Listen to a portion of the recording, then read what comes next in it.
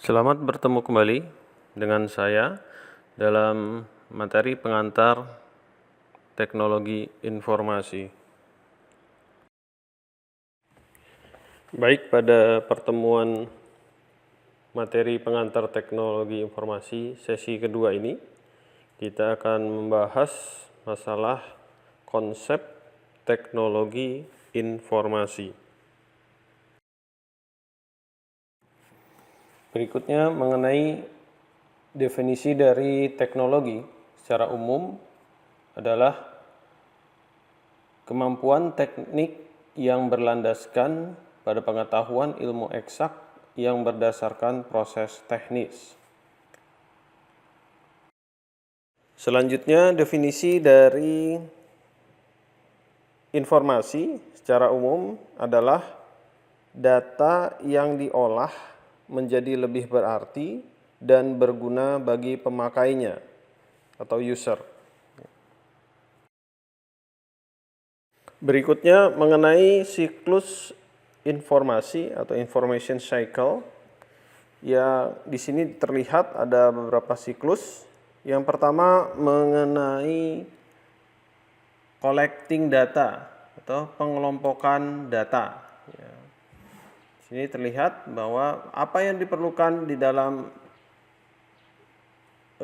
proses nantinya untuk menginput data, kita harus melakukan collecting atau pengelompokan data, gitu ya.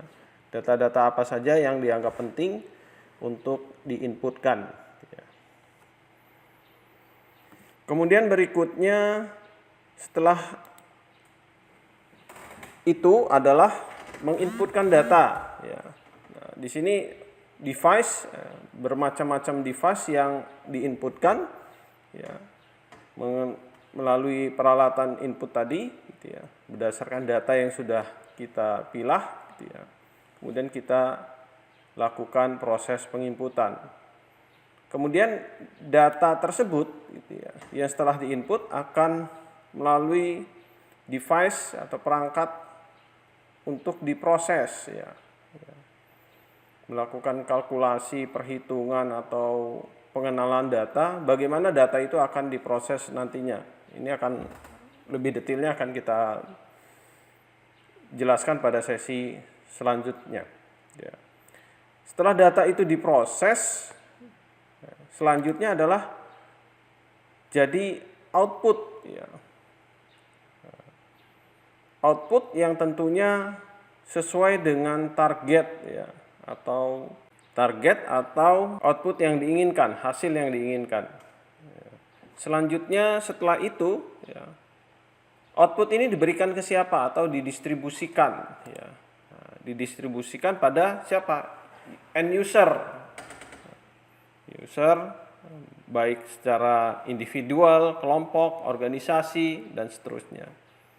Selanjutnya, data-data ini juga akan nanti, ya, setelah didistribusikan akan digunakan kembali, di-collecting kembali, ya, dipilah-pilah lagi dan seterusnya hingga siklus ini terus berputar.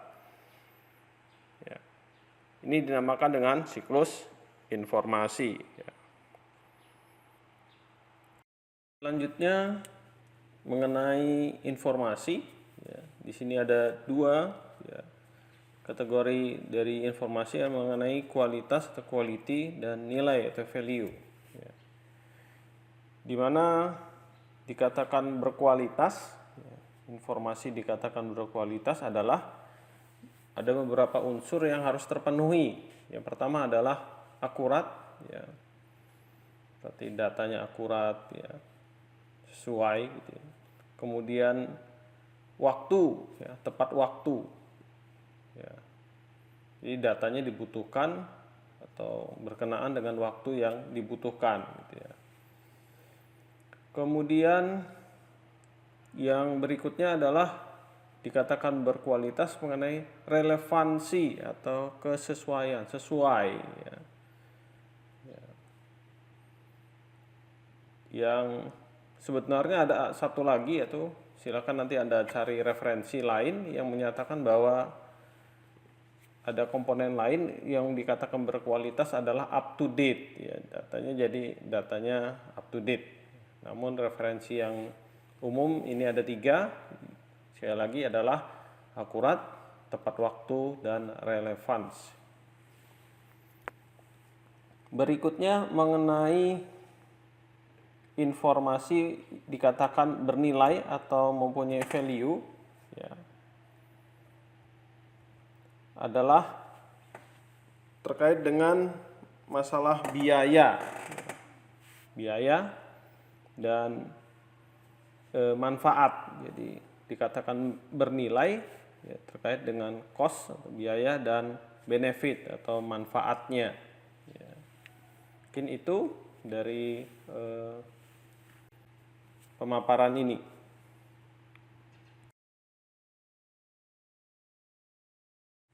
Baik, berkaitan dengan teknologi informasi, ada beberapa hal mengenai alat pengolahan data, ya, yaitu contohnya didefinisikan dengan alat manual, kemudian alat mekanik, dan alat elektronik. Sedangkan pada selanjutnya ada gabungan alat mekanik dan elektronik, jadi kombinasi, gitu ya. Ini mengenai alat pengolahan data. Jadi data yang diolah ada beberapa alat ya, yang sudah dipaparkan barusan. Selanjutnya mengenai teknologi informasi berkaitan dengan komputer ya, secara khusus ya, bahwa komputer berdasarkan data yang diolah ya, itu terdapat pengelompokan ya, secara umum yaitu komputer analog ya, berarti data-data analog ya, yang diolah, kemudian komputer digital ya. Anda tahu bahwa digital itu komponennya digit, artinya 0 dan 1 ya, ya berbasis 0 1 digital gitu. Kemudian ada komputer hybrid ya.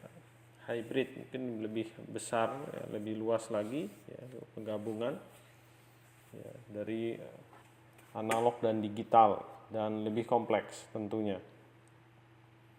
Ini berdasarkan data yang diolah.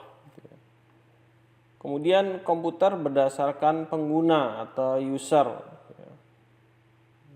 Dikelompokkan beberapa kelompok, ada 2, yaitu berdasarkan tujuan khusus atau special purpose komputer. Jadi seperti beberapa komputer yang tidak ada gitu ya, di umum gitu ya. Ini seperti pembuatan pesawat terbang ya. Jadi khusus ya untuk mendeteksi angin atau kecepatan angin, kemudian keseimbangan ya. Jadi biasanya menggunakan komputer yang menggunakan prosesor gabungan ya. Beberapa prosesor di dalam PC ya. Perangkat komputernya juga mungkin berbeda dengan yang kita lihat di umum. Jadi PC-PC seperti PC home ya, atau laptop, desktop yang kecil gitu ya, yang sering kita lihat di umum itu tidak ada di sini gitu ya. Jadi ini komputernya lebih kompleks ya, server, kemudian gabungan dari beberapa prosesor karena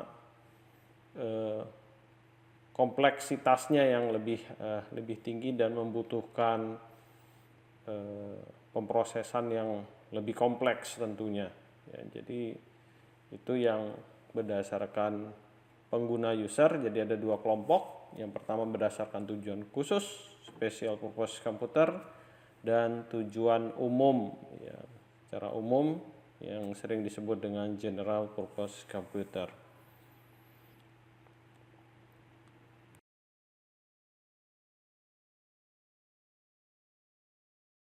Demikian pada sesi kedua ini. Sampai ketemu lagi pada sesi berikutnya. Dari saya, Assalamualaikum warahmatullahi wabarakatuh.